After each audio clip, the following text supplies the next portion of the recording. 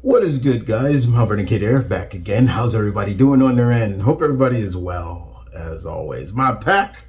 So what are we doing today? Well, your Alpha put together a little video because with the success of Mortal Kombat 1, I think many of us have started to wonder, what's next? What's next? What will Mortal Kombat 2 be? There is going to be a sequel. We all know that.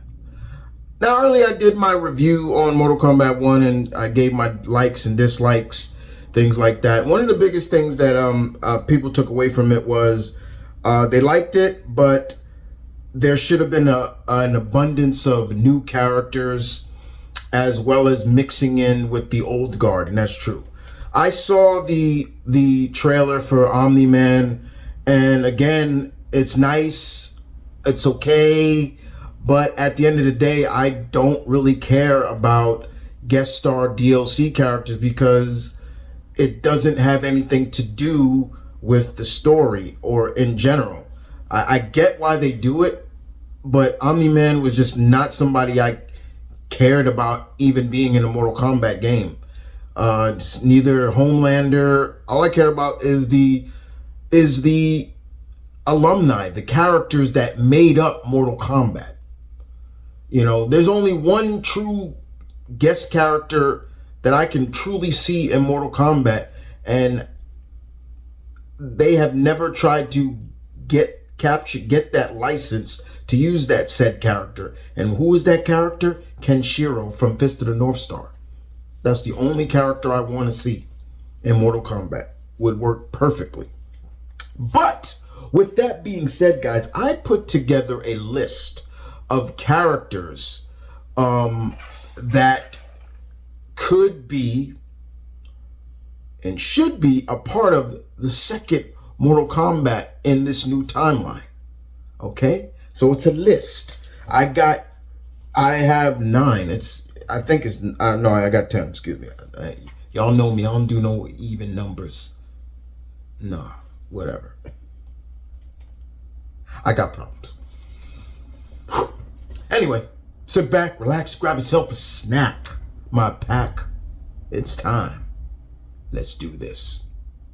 Number 1 on that list, if you watched all the banter of all the intros of the characters, especially between Kung Lao and Reptile and all that stuff, and of course Raiden, we hear Raiden, they mention Raiden has a sibling.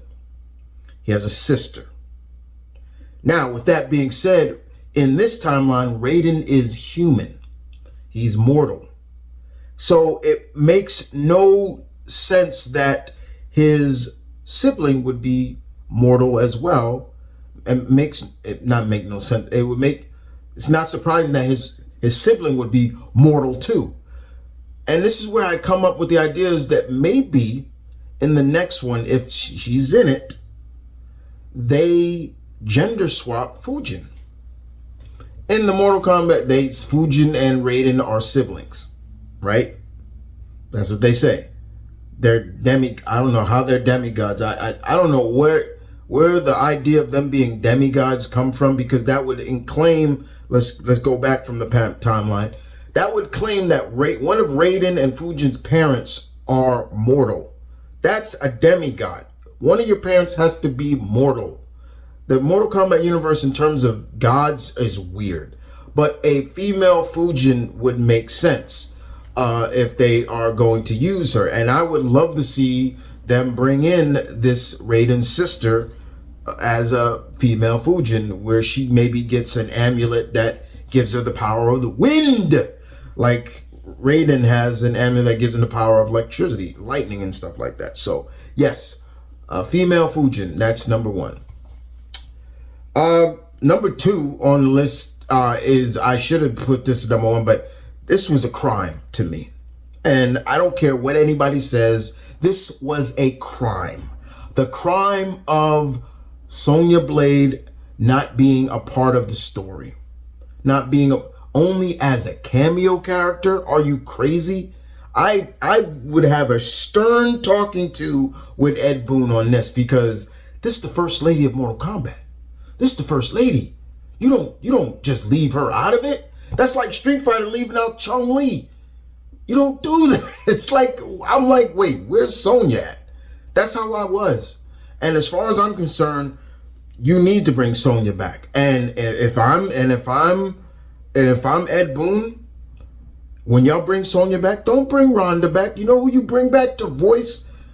There's two people I can see voicing Sonya. You bring back Trisha Helfer, because I thought she was great. Miss Helfer was great as voicing Sonya. She had that rugged but legit seasoned vet.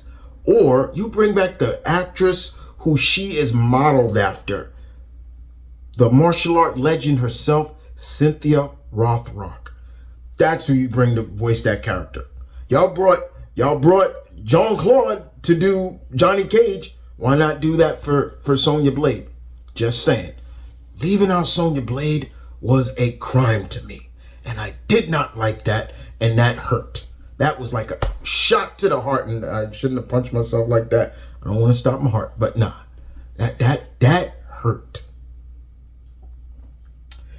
Number 3 on the list. Number three. We here in this universe, it would be really cool for Ed Boon and them to bring in, for the first time ever, Harumi. If you've been watching and listened to all the intros from Scorpion, Quillian Scorpion talking to, let's say, Tanya or someone like that, they mention that Harumi is not a stranger to the Ungari and everything like that. And they even show like Harumi in this universe is fierce and she's a fighter. And I'm like, and Ed Boon, yo, bring her in, bro. Like, I would love to see Harumi get some shine and not just be the catalyst to death, in a sense. I would love to see that. I think it would be really cool. We see her in all the the endings. You see her fighting alongside the Shiryu, against the Lin Kuei, and it's great. And I'm like, I want to see her in the game. Harumi, let's do it. Number 4 on the list. Again, where Sonya goes, Jackson Briggs. Major Briggs, gotcha, sucker. No, I'm just saying. Yeah, again, I don't see why Jax was left out of this game. But once again, they mention him a bunch in the game. Basically, Kenshi now works with him, and in this, he's not a soldier. I think he works for the CIA. So I'm like, okay, we got to bring in Jax, man. Like, and it's nice to see them as cameo fighters. That's cool, but there's some characters that should and are almost at a point legit need to stay a part of the story. Jax is one of them. Just saying.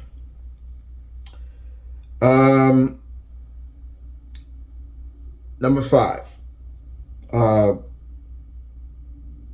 Frost. Once again, she's another cameo fighter, but Frost, it'd be great to see Frost again, and maybe that y'all can do some nuances with Frost. Maybe she's not trying to oversee her Grandmaster. Maybe she can see the error of Bihan's ways, and she's like, I'm gonna start my own surrogate Lin Kuei to live up to, in a sense, or something like that. Just something different, because we always see that Frost is like, she's the traitor. She's the one that betrays and always goes beyond what she thinks she knows. In the last universe, she became a cyborg, and people still downplayed her because at the end of the day, what was she? So yeah, Frost, I'd still love to see Frost again. I liked Frost. I thought when they first debuted her in a Deadly Alliance, I think. Yeah. I was like, oh, cool, a female Lin Kuei, cool.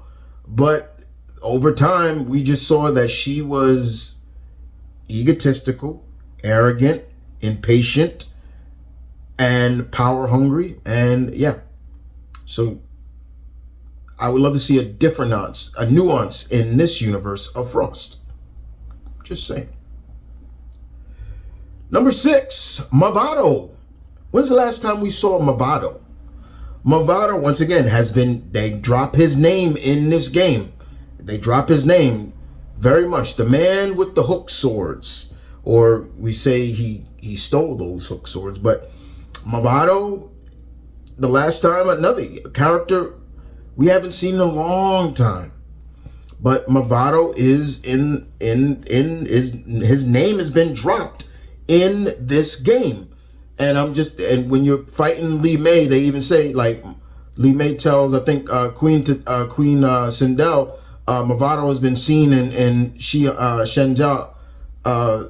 And I'm like, okay, that makes sense. I'm down for that. So it'd be really cool to see Mavado. Just saying. Number 7 on the list, Kabal.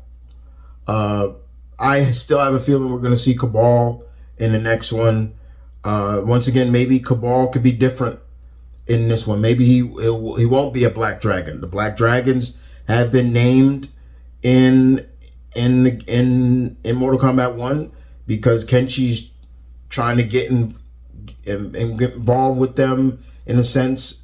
And a lot of people are telling, from Liu Kang to this, saying, don't get mixed up with the black dragons. They're scoundrels, and no matter what timeline. And he's saying, I know what I'm doing. And it's like, come on, man. Like, seriously.